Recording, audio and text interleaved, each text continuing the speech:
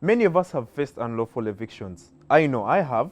Personally, many times when I've rented in different places, a landlord has threatened that if I don't pay rent within this time, I'm going to be evicted. Now, I want to tell you that that is extremely wrong and that should never happen to you. According to the laws of Uganda, that is never allowed. And thankfully, justice is not only done, but should also be seen to be done. In today's video, I'm here to discuss with you what is supposed to happen between a landlord and a tenant, and most especially, whatever happens when a landlord tries to evict you unlawfully. Are there remedies for you? In today's video, let's discuss issues between landlords and tenants. Let's go.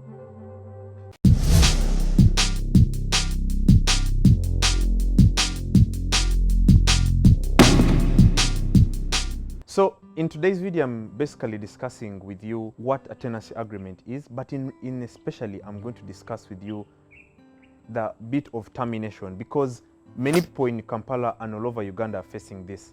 Personally, in my private practice as a lawyer, because I've not been practicing for so many years, but in my practice and the many cases that I've handled, the many calls I get from people, they call me and say, "Counsel Terry, my landlord wants to evict me. What should I do? What is a scenario?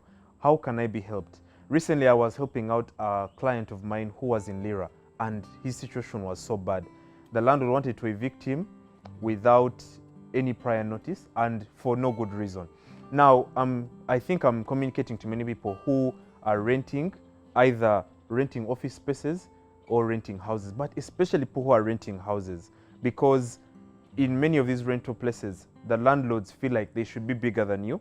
And unfortunately, here in Africa, we have a hate culture. For example, many of you viewers, let's say your rent per month, let's say you're renting in Buya or Buziga, you're renting a place for about 500,000 Uganda shillings or for 1.6 million Uganda shillings, maybe in Tinda or Kira. And you find that your landlord may have acquired this house maybe in 1995, and by then land was cheap. Now for them, they have stuck to their old Corona or their old, let's say, Toyota VX. And now for you, the tenant, God decides to bless you so much, and now you're driving a Mercedes-Benz ML or Blue Tech. Now, of course, definitely, your landlord is not going to sit well with that. I think I've described a very, maybe a basic scenario of the average Ugandan who earns a decent amount of living. Now, I wanted to give you a story or a scenario that most people are going through. Now let's go to the law. In specific, we have the Landlord and Tenant Act of 2022.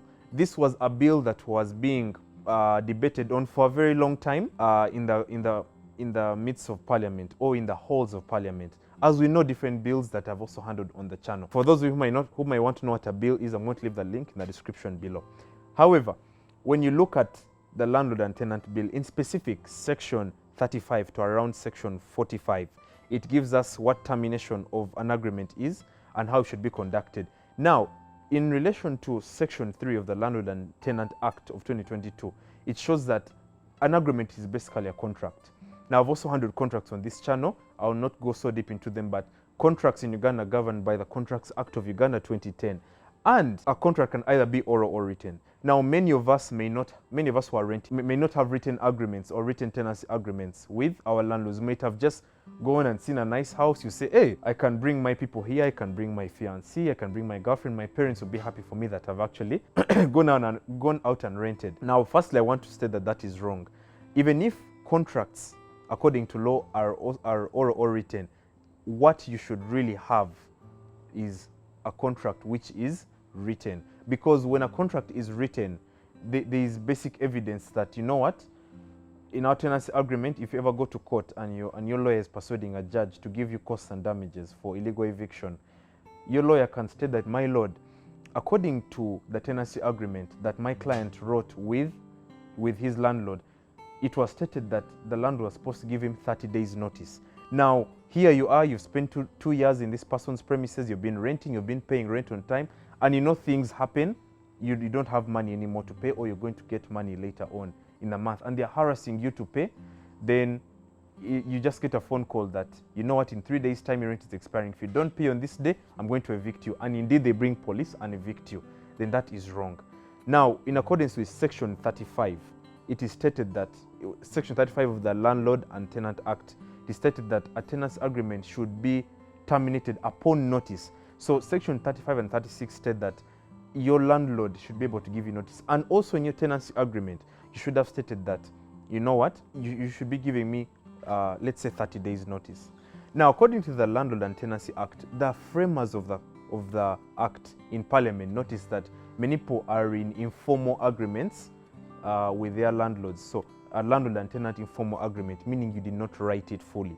Now, according to the act, there are different timelines for which one can be given notice. So if you are renting someone's premises for a space of 7 days or for a period of 7 days, then at least they should be giving you a 1 day's notice. Or if you're renting someone's rental houses for a space of, let's say, for a time period of about 30 days. Normally that's the specified time for which people normally have rent, or it's a time period for which people normally rent their different rental spaces.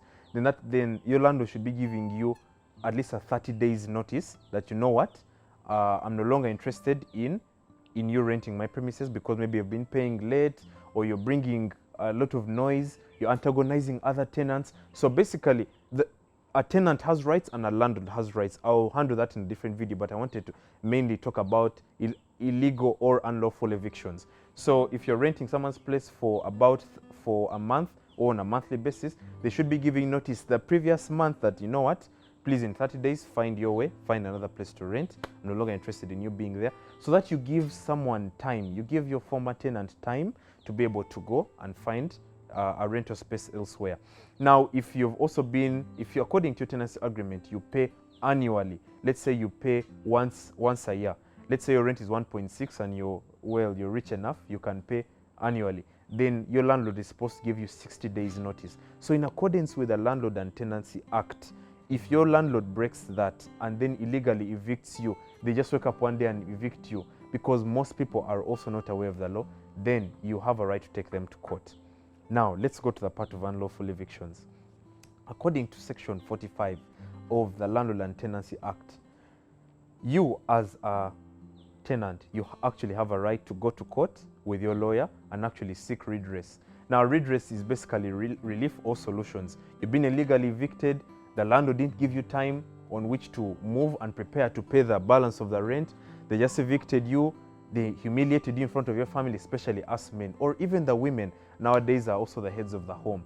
So you find that you've been disturbed, and yet you know that the proper procedure was not done, especially you're not given notice by your landlord to evict you, then you're supposed to take them to court. Now, under Section 45, you are given relief.